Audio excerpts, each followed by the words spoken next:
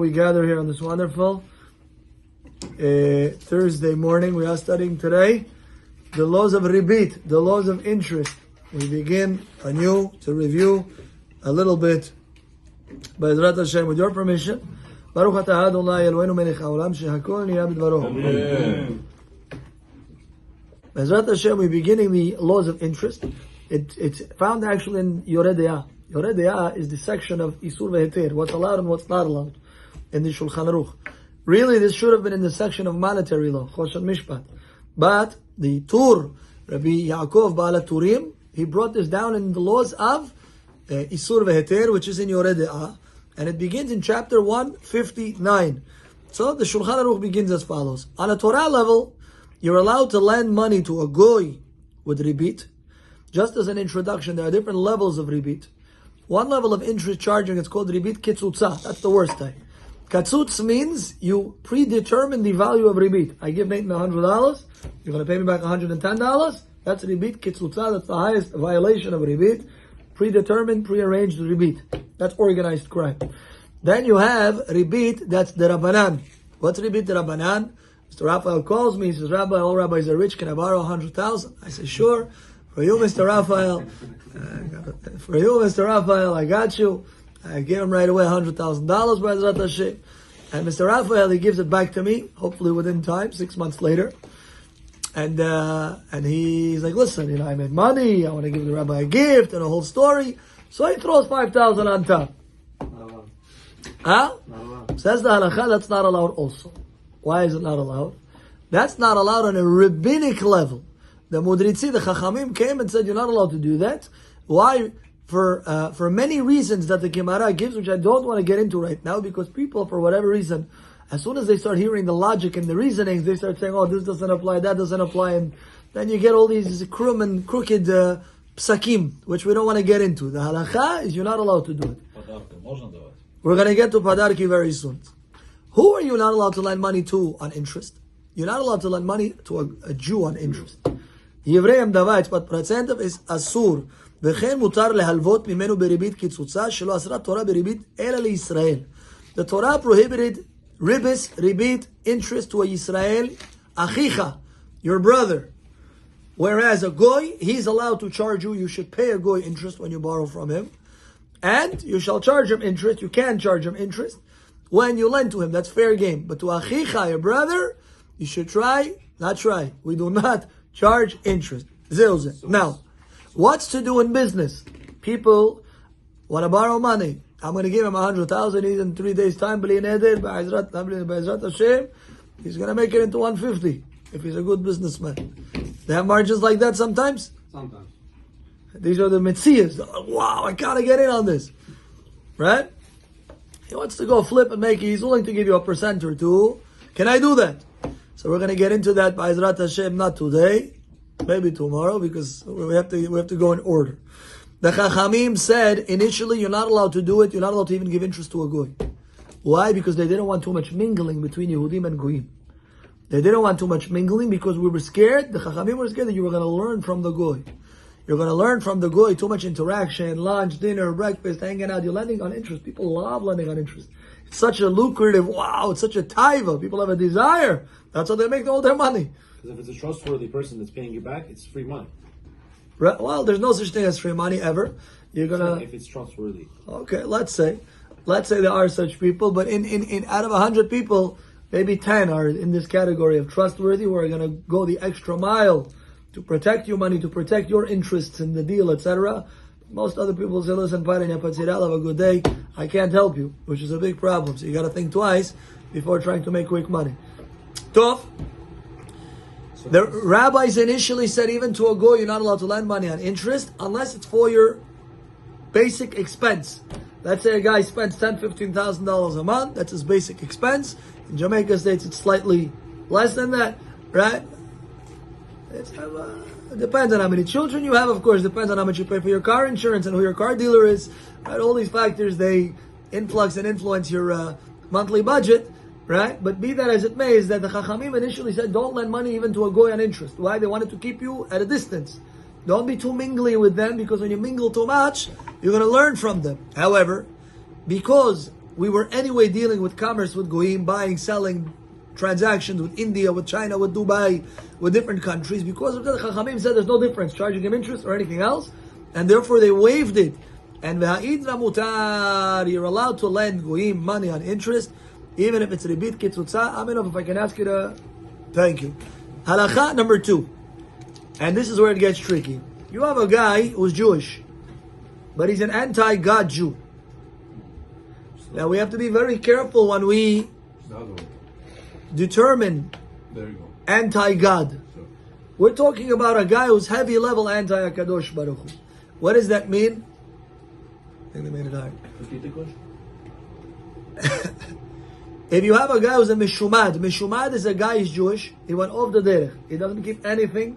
He eats pigs on Yom Kippur. He's just b'shita. He's a shitanik. He's a principle. Yivrei. He goes against the halakha. He worships idols. He does crazy things. Halakha, right? You can charge him with interest. Shulchan Aruch. Why? You're allowed to lend him money on interest. You're not allowed to borrow money from him on interest. Question is, what's the difference? The difference is you're paying interest to a Jew versus charging interest from a Jew. So what's the difference? If a person doesn't associate himself with the Jewish nation, yeah, then you could charge him because he's not considered as part of the Jewish nation.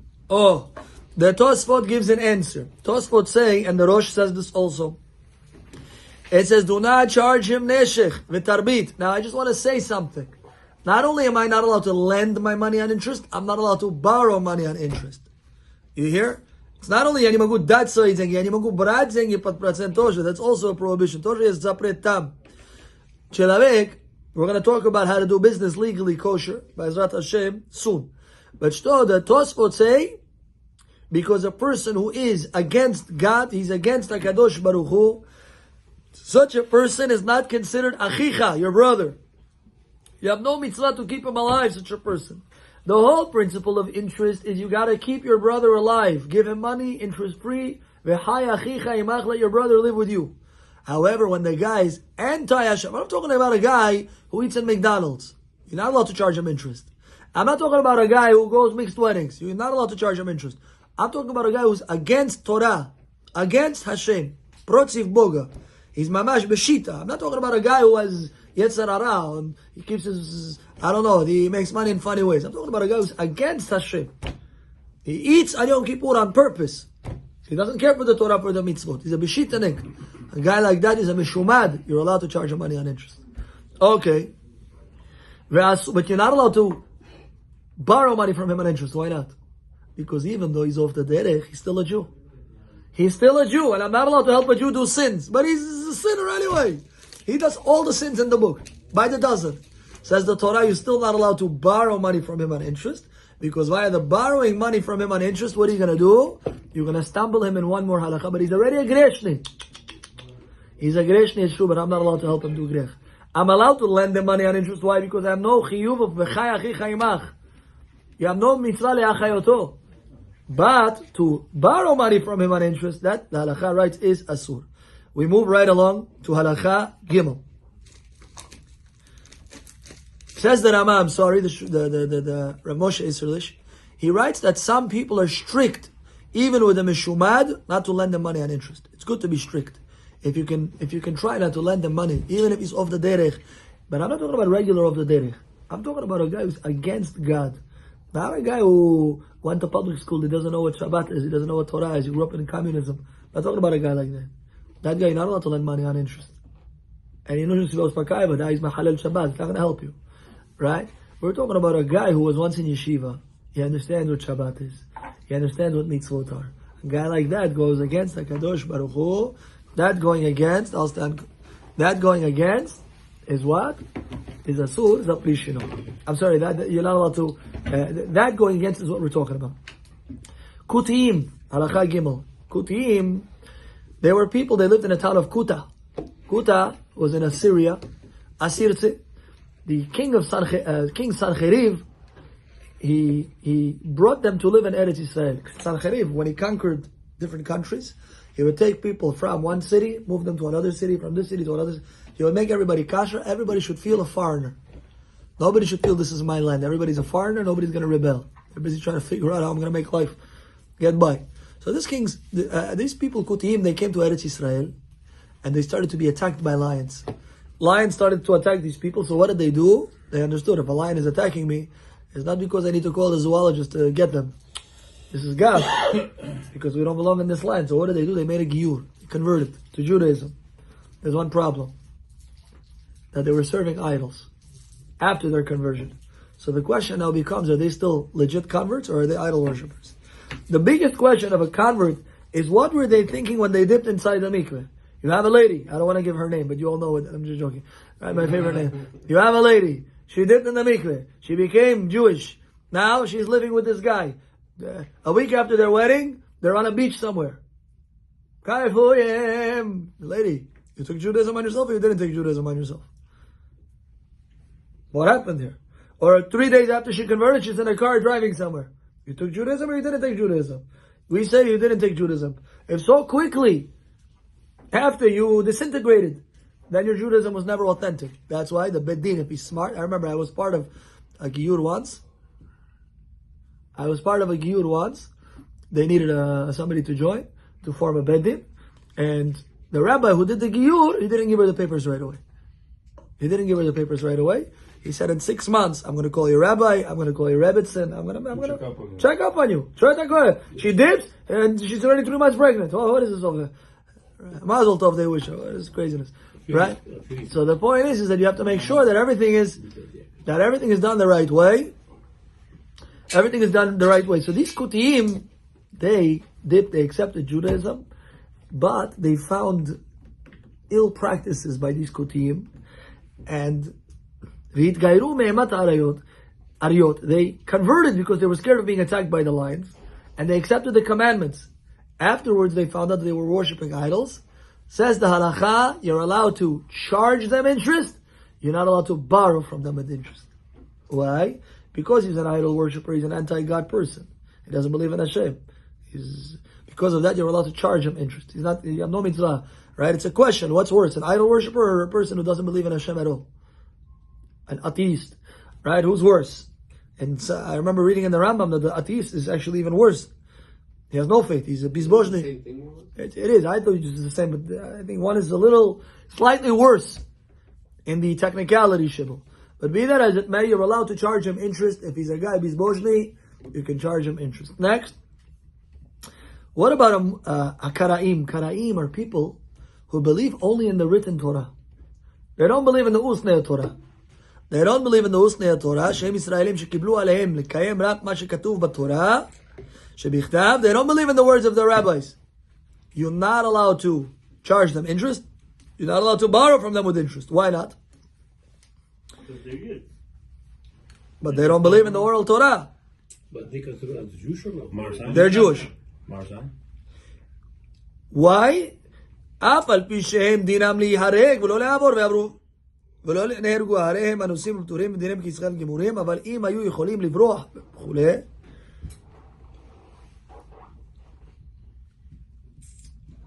I'll read it to you again. שהרי אף משומן גמור אסור ללוות ממנו בריבית. Oh, why are you not allowed? Those people who initially went against the rabbis, then you can charge interest. But their children and grandchildren and great-grandchildren, already 10 generations later, these people who are only keeping the written Torah, they're not doing it on purpose. They were bred into such a system. They were bred into such a society. They're called a tinok shenishba. You know what a tinok shenishba means? A child was kidnapped by goyim. Now he grows up in Minnesota or in Alabama. He calls, he says, hey, Nate, I want to borrow money. You say, what's your name? Mordechai Chachchachov. Yeah.